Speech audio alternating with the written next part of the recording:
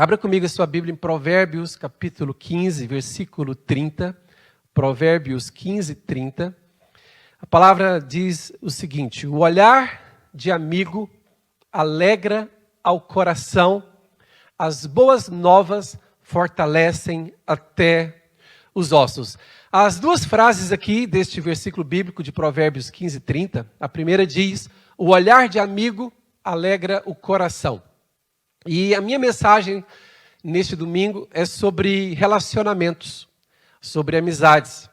Mas a segunda parte do versículo tem tudo a ver com a época que estamos a viver. As boas novas fortalecem até os ossos. Irmãos, todos nós estamos na expectativa de boas notícias que virão por aí. E eu creio que em breve teremos boas notícias, as coisas vão começar a melhorar na nossa sociedade, em Portugal e no mundo, e nós vamos prevalecer, nós vamos vencer em nome de Jesus. E como eu disse, eu quero falar sobre relacionamentos, sobre amizade, quero falar sobre as dinâmicas dos relacionamentos. E por que eu quero falar sobre isso?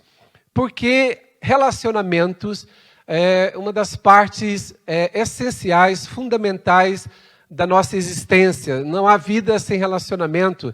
Inclusive, quando perguntaram a Jesus qual é o maior mandamento, Jesus disse: o primeiro e grande mandamento é amar a Deus acima de todas as coisas, com todo o teu entendimento, com toda a tua força. Mas o segundo mandamento, semelhante a este, é amar ao teu próximo como a ti mesmo. Ou seja, não há relacionamento com Deus, não há vida espiritual, não há espiritualidade sem relacionamento. Não há espiritualidade sem uns aos outros. Isso faz parte da essência da vida da igreja, do povo de Deus.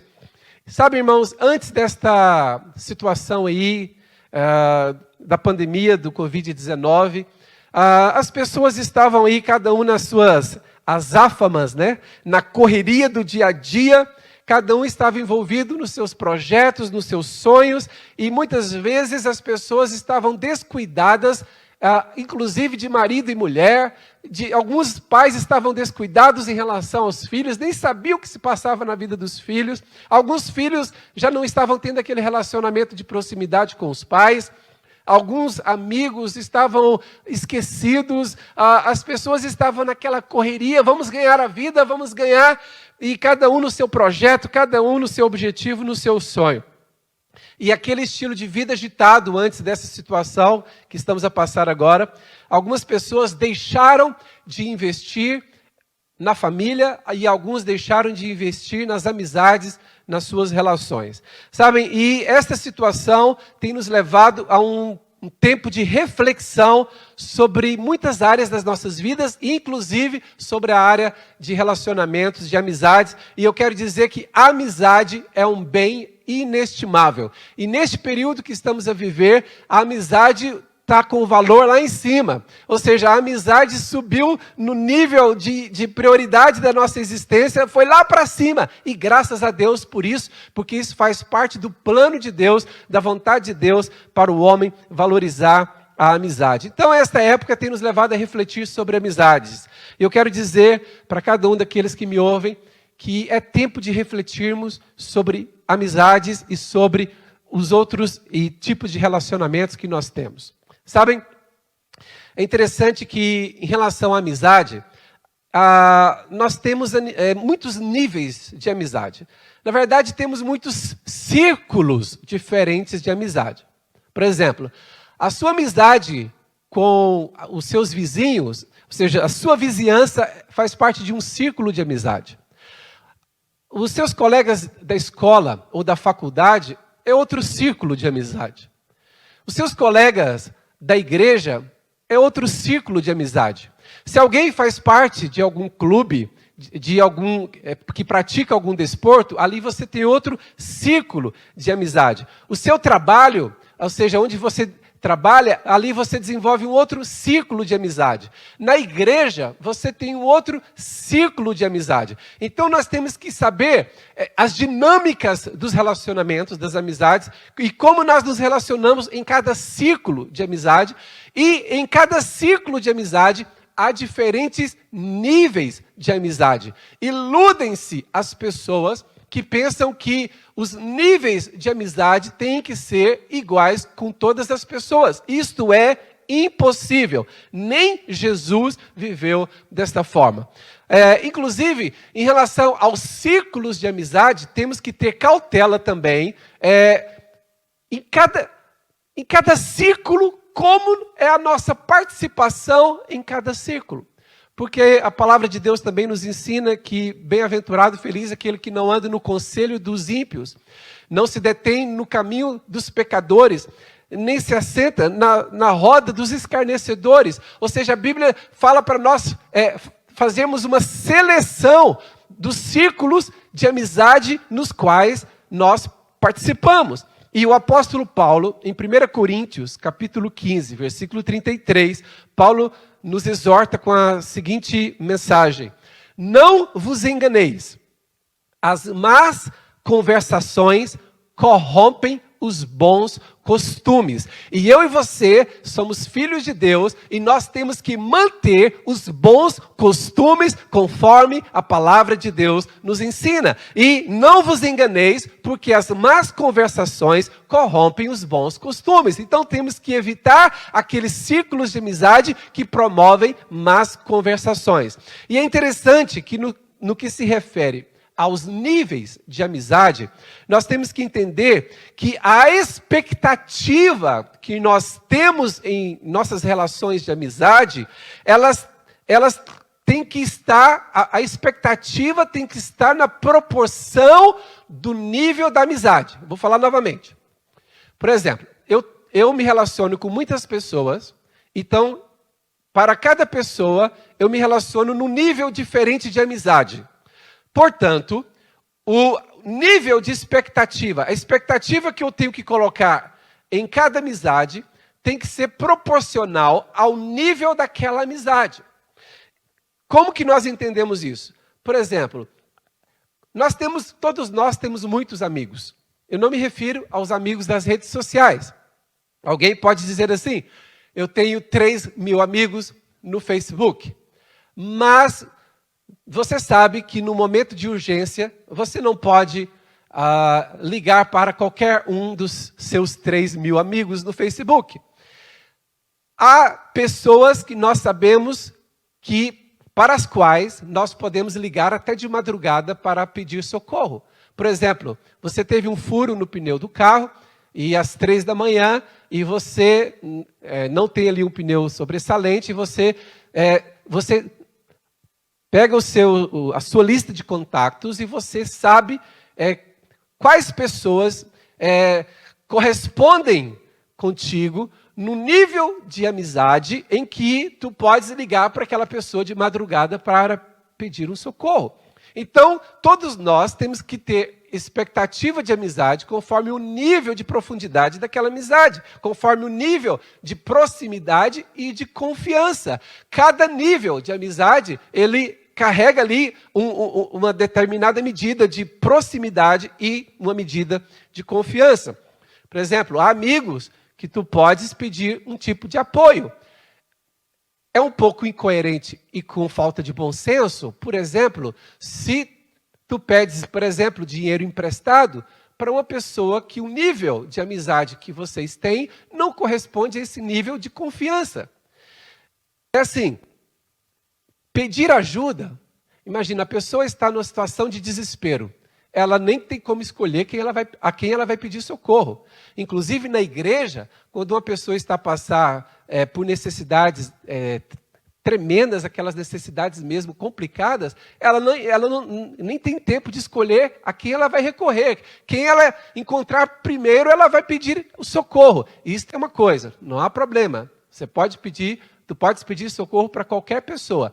Mas, imagina, a pessoa está a querer comprar alguma coisa, está a querer pagar alguma dívida e vai tomar dinheiro emprestado. Ou seja, será que tu tens relacionamentos com pessoas no nível que tu podes ter esse tipo de confiança? Sabem, isso tem que ser avaliado nas nossas relações de amizade. Por exemplo, há amigos com os quais tu podes abrir o teu coração, as tuas dúvidas, as tuas crises, mas não é com toda a gente que tu vais abrir o teu coração. Há pessoas com as quais tu relacionas que tu podes ser tu mesmo, tu não tens que ali não, aquela pessoa não pode conhecer esta área da minha vida, não, há níveis de amizade que tu pode ser tu mesmo a 100% com transparência, sabe? Então há níveis diferentes de amizade, e no que se refere à reciprocidade, por exemplo, não é obrigado imagina, eu considero tal pessoa como um amigo, e para mim, de 1 a 10, o nível de amizade que eu tenho com aquela pessoa, por exemplo, eu classifico como nível 8. Isso aqui é só uma maneira divertida de tentar explicar níveis de amizade. Isto não é exatamente assim, mas dá para os irmãos compreenderem. É interessante que, imagina, de 0 a 10, eu avalio que a minha amizade com tal pessoa está no nível 8. Mas pode ser o caso daquela pessoa avaliar que o nível de relacionamento dela para comigo é o nível 5 ou nível 6. Isso pode acontecer? Obviamente, claro. Porque eu tenho vontade de ser amigo daquela pessoa e eu me entrego para aquela amizade e por isso eu me dou, eu vou atrás da pessoa, eu telefono. Então, olha, para mim é nível 8. Mas, em contrapartida, para ela é nível 5. Não tem problema, eu valorizo na mesma. Nós temos que valorizar na mesma. Não tem que ser na mesma medida. Se o meu nível é 8, ela obrigatoriamente tem que ser 8. Não é assim. Se nós amamos as pessoas, nós respeitamos os níveis de diferença, de proximidade e de confiança. Sabe, irmãos? E agora, falando de Jesus, é interessante que Jesus era um homem com uma sabedoria, como nós sabemos, uma graça. Jesus cresceu em graça, cresceu em estatura e cresceu em sabedoria. E Jesus, ele sabia trabalhar muito bem as dinâmicas dos relacionamentos. A Bíblia fala que numerosa multidão seguia Jesus porque tinham visto os sinais que ele fazia na cura dos enfermos.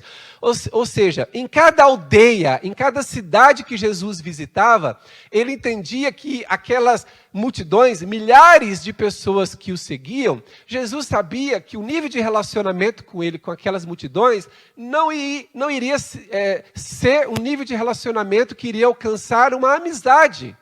Por quê? Aquelas multidões seguiam Jesus porque ele fazia milagres, e quando Jesus fosse para a cidade seguinte, aquelas multidões continuariam na sua própria cidade. Então, era um relacionamento pontual com as multidões de cada aldeia, de cada cidade. E Jesus, quando ele estava com aquelas multidões, ele se entregava ao máximo, ele se dava ao máximo, ele ensinava, ele curava, ele aconselhava, ele fazia tudo.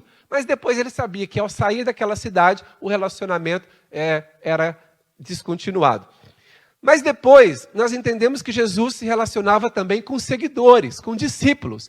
Não somente os 12. Antes, é importante entendermos que Jesus, mesmo antes de escolher os seus 12, Jesus já tinha um grupo de pessoas que eram fiéis seguidores. Não seguidores como nós temos no Facebook ou no Instagram.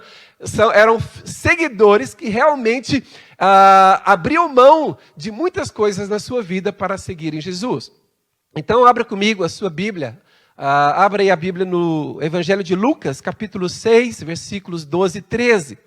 Naqueles dias, retirou-se para o monte, falando de Jesus, a fim de orar, e passou a noite orando a Deus. Agora Lucas 6, 13. E quando amanheceu, chamou a si os seus discípulos e escolheu 12 dentre eles, aos quais deu também o nome de apóstolos. Então Jesus já tinha um grupo de seguidores, discípulos que eram fiéis a ele, mas Jesus tirou uma madrugada para orar, e dentre aqueles discípulos, que nós não sabemos quantos eram exatamente, dentre eles, Jesus escolheu 12 para um nível de maior proximidade. E é importante nós entendermos a partir daqui que Jesus, ele sabia trabalhar com as dinâmicas de relacionamento com uma sabedoria formidável, porque ele entendia que muitos centenas poderiam segui-lo, centenas poderiam ser seus discípulos, mas se ele quisesse deixar um legado, ele tinha que chamar alguns poucos para perto de si, e ele escolheu 12. Nós entendemos que houve uma época que Jesus escolheu 70 discípulos e até deu uma missão para que eles fossem às casas de 2 em 2. Nós ouvimos falar de 120, ouvimos falar de 500 discípulos. Ou seja, Jesus sempre teve grande quantidade de seguidores fiéis, mas ele entendeu que para ele transmitir a sua graça, os seus ensinamentos, a sua unção, os seus valores, ele tinha que dar ênfase, prioridade a um grupo pequeno, porque ele sabia que pouco tempo ele teria para deixar um legado. Então ele escolheu somente 12 para conviverem continuamente com ele. Então Jesus começou um relacionamento profundo com 12 discípulos. E Jesus, inclusive, os chamou de apóstolos, porque eles é que dariam seguimento, continuidade, no nível maior, ou seja, de liderança, de decisão. Quem daria continuidade ao ministério de Jesus seriam aqueles 12. Mas, ao estudarmos a Bíblia, nós percebemos que Jesus também permitiu ter alguns seguidores fiéis, alguns discípulos, à distância. Só para vocês terem uma ideia, em João, capítulo 19, versículo 38, João 19, 38, depois que Jesus morreu, a Bíblia diz que aparece do nada o homem que se chamava José de Arimateia. E este homem, ele fazia parte, ele era membro do Sinédrio Judaico. Era um homem de importância pública, de autoridade. E João 19, 38 diz assim: depois disto, José de Arimateia, que era discípulo de Jesus, ainda que ocultamente, pelo receio que tinha dos judeus, rogou a Pilatos lhe permitisse tirar o corpo de Jesus. Pilatos lhe permitiu, então foi José de Arimateia e retirou o corpo de Jesus. José de Arimateia era um membro do Sinédrio, um homem importantíssimo. E olha o que ele fez, irmãos. José de Arimateia deu a cara, correu riscos, mas ele não permitiu que o corpo de Jesus, ao ser tirado da cruz, fosse jogado ali no lixo, nos montes, como fazia com os crucificados. Ele pediu autorização e ele conseguiu levar o corpo de Jesus para o sepulcro. Interessante, para o seu próprio sepulcro ali da sua família. E a Bíblia diz então que ele era um discípulo de Jesus em secreto e à distância por um motivo específico. Talvez a gente pense assim, não, esse tipo de discípulo não serve à distância. Mas olha que esse homem, ele foi usado por Deus para cumprir, inclusive, uma profecia bíblica sobre como seria a morte e o sepultamento de Jesus. Mas é interessante que, ao olharmos as dinâmicas de relacionamento de Jesus, nós vamos ver que Jesus tinha alguns amigos íntimos, que não faziam parte do grupo dos 12 discípulos. Mas eles eram seguidores, discípulos de Jesus, mas eles eram mais do que seguidores e mais do que discípulos. Eles eram amigos íntimos. E eram 3 pessoas da mesma família. Abra comigo a sua Bíblia no Evangelho de João, capítulo 11, versículo 5. Olha que coisa linda. Ora, amava Jesus a Marta, amava a sua irmã Maria e amava o seu irmão Lázaro. Ou seja, essa família, Marta, Maria e Lázaro, era uma família que se identificou com Jesus de tal maneira, e Jesus se identificou com eles de tal maneira, que Jesus fez deles amigos íntimos. Jesus não fez isso com todas as famílias que ele conheceu, mas fez com esta. Sabe, irmãos, identificação é uma coisa que nós não decidimos, nós não escolhemos. Às vezes nós começamos um relacionamento com alguém e aquilo flui. A identificação. E a hora que nós vemos, a gente já está na casa da pessoa, a pessoa já está na nossa casa. Aquilo acontece espontaneamente. Então, Jesus, para além de ter Marta, Maria e Lázaro como fiéis seguidores, apesar deles não fazerem parte dos 12 principais discípulos, eles faziam parte dos principais amigos íntimos de Jesus. E quando Lázaro morreu, e Jesus chegou e Lázaro já estava sepultado no 4º dia, já de sepultamento, depois do sepultamento, 4º dia. Evangelho de João, capítulo 11, versículo 34. Esse texto é importante nós lermos. João 11, 34 diz assim, em diante. Jesus perguntou, onde o sepultastes? Eles lhe responderam, Senhor, vem e vê. E olha o versículo 35. Jesus chorou. 36. Então disseram os judeus: vede quanto o amava. Ou seja, os próprios judeus, vizinhos de Marta, Maria e Lázaro, perceberam que Jesus, o choro de Jesus, era o choro de um amigo. É o choro pela morte de um amigo. E é interessante que Jesus tinha Lázaro, Marta e Maria como amigos íntimos do seu coração. Todas as vezes que Jesus ia a Jerusalém, Jesus ficava hospedado na casa desta família. Todas as vezes que era possível, Jesus fazia uma longa viagem até a casa dos seus amigos, que viviam nos arredores de Jerusalém. Então, irmãos, Jesus sabia diferenciar. Eu tenho 12 discípulos principais, mas eu tenho esses 3 seguidores, que eu fiz deles meus amigos, e eu tenho alegria de estar em casa deles, eu tenho alegria de participar das refeições com eles, eu tenho alegria de passar altas horas em conversação com eles. Sabem? Só que as coisas foram se aprofundando, o tempo foi passando, e Jesus, inclusive dentre os 12, Jesus percebeu uma identificação maior com 3 deles. Não apenas uma identificação humana, mas uma identificação com um propósito espiritual, uma identificação produzida, inclusive, pelo Espírito Santo. E Jesus percebeu que dentre os 12, Pedro, Tiago e João tinham ali um relacionamento de prioridade com ele. Em Mateus capítulo 17, versículo 1, vamos ler aí rapidamente, irmãos, Mateus 17, 1. 6 dias depois, tomou Jesus consigo a Pedro e aos irmãos Tiago e João e os levou em particular a um alto monte.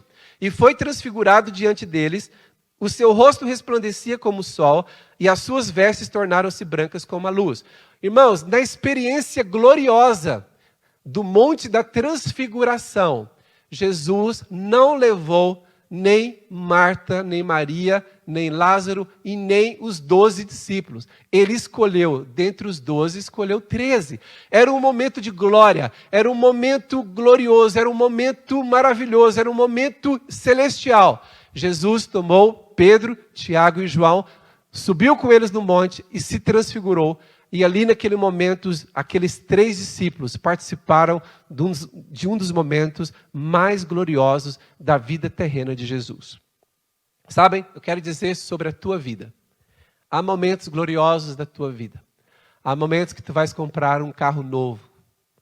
Novo não estou dizendo que é um carro que nunca foi usado. Tu vais fazer uma mudança de carro. Aí tu entendes ali qual pessoa que tu sentes vontade de envolvê-la nesse processo. Tu vais fazer uma mudança de casa, ou vais comprar uma casa. Aí tu escolhes alguém para participar daquele momento. Talvez, olha, chegou o dia do teu casamento. Tu vais escolher as pessoas que serão os padrinhos.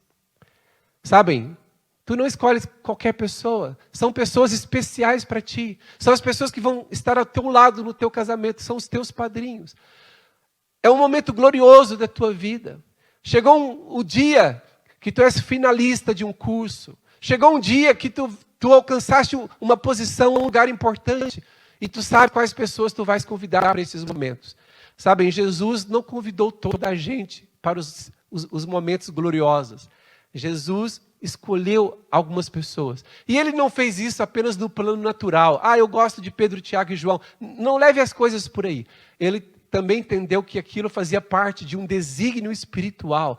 Temos que entender, irmãos, que Deus, ele se manifesta também nas nossas relações humanas. E nós não podemos ser simplesmente naturais. Eu escolho aquele ou não escolho aquele. Nós temos que sentir da parte de Deus, o plano de Deus nas nossas amizades, nas nossas relações. Isso é muito importante. Então, Jesus, pelo Espírito Santo, escolhe somente Pedro, Tiago e João para um monte, para a experiência gloriosa. Mas pouco tempo depois, chegou o momento, não de uma experiência gloriosa, mas de uma experiência triste na vida de Jesus. Jesus iria sofrer no Getsêmani, uma pressão terrível. Abra comigo então Mateus, capítulo 26, versículo 36. Em seguida foi Jesus com eles, com os 12 discípulos, a um lugar chamado Getsêmani.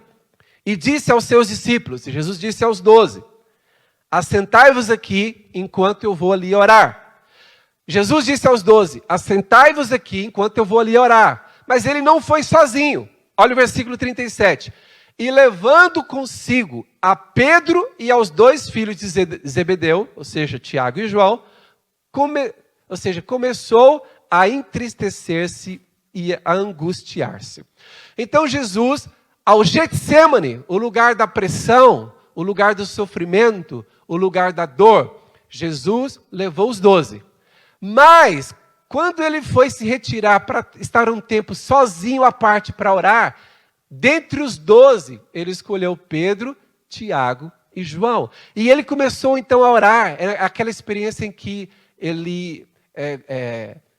Jesus, o suor de Jesus ali, com gotas de sangue. Tamanha pressão que ele sofreu. E quem estava próximo dele? Pedro, Tiago e João.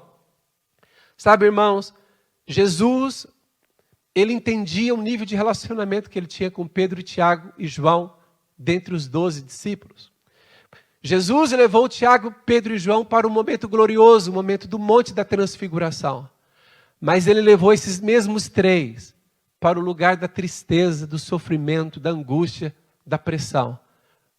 Ali, no Getsêmani, estavam os 12, mais próximos de Jesus, retirados à parte, à distância, estavam somente Pedro, Tiago e João. Sabe, irmãos, não são todas as pessoas que nós chamamos para falar de dores, de momentos difíceis. Não são todas as pessoas que nós temos a vontade para chamar para perto, para um momento de sofrimento, de más notícias, de dores. E também não são todas as pessoas que nós sabemos que vão se alegrar conosco, que vão entender aqueles momentos de vitória e de conquista. E Jesus não tinha problema nenhum em fazer essa diferenciação nos seus relacionamentos. Veja bem, Jesus se relacionava com as multidões, Jesus se relacionava com os seus seguidores, as centenas, seus discípulos mais distantes. Jesus se relacionou até com Zaqueu, o cobrador de impostos, e dormiu em casa de Zaqueu. Jesus tinha uma família que ele chamou para perto para serem amigos próximos. Marta, Maria e Lázaro. Jesus se dedicava 24 horas por dia aos seus 12 discípulos. Mas Jesus tinha momentos específicos com Pedro, Tiago e João. Mas houve um momento que quando Jesus estava na cruz, aí a seleção ficou mais estreita. Vamos ler João 19, versículo 25. Diz assim a palavra, João 19, a partir do 25, diz assim. E junto à cruz, ou seja, Jesus crucificado, e junto à cruz estavam a mãe de Jesus, a irmã dela, e Maria, mulher de Clopas, e Maria Madalena. 26. Vendo Jesus sua mãe, e junto a ela o discípulo amado é João, disse, mulher, eis aí teu filho. E depois disse ao discípulo, João, eis aí tua mãe. Desta hora em diante, o discípulo a tomou para casa. Sabe, irmãos, Jesus se relacionava com as multidões, Jesus se relacionava com centenas ou milhares de seguidores, Jesus se relacionava com amigos, Jesus se relacionava com pessoas que dentre as multidões que ele ia ficar em casa delas ou tomar uma refeição com elas. Jesus se relacionava de uma maneira intensa com os 12. Jesus se relacionava de uma maneira mais intensa ainda com os 3, Pedro, Tiago e João. Mas quando Jesus precisou colocar alguém para cuidar da sua mãe, depois da sua morte, ele escolheu o discípulo João. Jesus era o primogênito da família, e era da responsabilidade do primogênito cuidar da sua mãe. A Bíblia não fala sobre o que aconteceu com José, o pai de Jesus. Alguma coisa aconteceu com ele, ou ele morreu, faleceu, alguma coisa aconteceu. Jesus, então, tinha como primogênito se tornado responsável pela sua mãe. E na cruz, irmãos, ele ia sofrer ele ainda teve tempo de dar um destino à sua mãe, Maria. Na cruz, ele olha, vê Maria, e quem estava ao lado de Maria? João, o discípulo mais próximo de todos, o mais íntimo. Então Jesus disse a Maria: este que está ao teu lado agora é o teu filho, em meu lugar, ou seja, eu estou a morrer, mas ele vai fazer o papel que eu fazia. E ele olhou para o discípulo e disse: ela é tua mãe. Eu estou te passando esta responsabilidade de cuidar da minha mãe. Irmãos, que honra é esta? Alguém receber de Jesus a responsabilidade de cuidar da sua mãe. Este é um nível de relacionamento, o nível mais profundo que existe. Quando nós pedimos alguém para ajudar alguém da nossa família. Quando nós confiamos que aquela pessoa nos ama de tal maneira que ela pode nos ajudar a cuidar de alguém que nos é muito querido. Sabem? Deixa-me fazer aqui uma pergunta. Qual é o seu nível de relacionamento com Jesus? Você faz parte ainda da multidão? Distante, pontual, só de vez em quando? Você faz parte dos seguidores mais distantes? Você faz parte dos amigos de Jesus, que Jesus gosta de visitar? Quando tu começas a orar, a ler a Bíblia, a falar com Ele, tu fazes parte do grupo de amigos que Jesus gosta de estar perto? Tu fazes parte dos principais, como se fossem os 12? Ou tu fazes parte de um grupo mais restrito que Jesus entende que vai valorizar o seu ministério e vai dar continuidade à sua obra, como Pedro, Tiago e João? Ou tu és uma pessoa tão confiável como João, em que Jesus pode dizer assim: eu posso confiar a minha igreja nas mãos desta pessoa. A igreja pode passar por qualquer situação difícil, inclusive por uma pandemia, mas eu posso confiar a minha igreja na vida dessa pessoa. Quero chamar os irmãos do louvor aqui à frente. Eu queria que tu pensasses, dentre esses níveis de relacionamento que Jesus tinha, tu te encaixas em qual deles? Qual é o teu nível de relacionamento e de proximidade, de confiança com Jesus? Irmãos, que honra João teve. Jesus confiou a mim o cuidado da pessoa, da família mais importante para ele, que era a sua própria mãe. Sabem? Feche os seus olhos no lugar onde tu estás. Eu queria que tu feche os teus olhos, coloque a tua mão no teu peito. E fala: Jesus, que lindo. A tua relação, a tua proximidade e confiança com diferentes círculos de amizades e diferentes níveis de amizade. Dentre os 12, algo tão especial, mas entre os 12 havia 3. Mas dentre os 3 havia um que podia cuidar da tua mãe. Fala assim: Jesus, eu quero ser fiel a Ti, quero ser Teu amigo profundo, amigo próximo, em que Tu podes confiar as Tuas coisas nas minhas mãos, a Tua igreja, a Tua noiva, os Teus filhos, Senhor. Oh, toma uma decisão agora para te tornares ali um amigo íntimo de Jesus.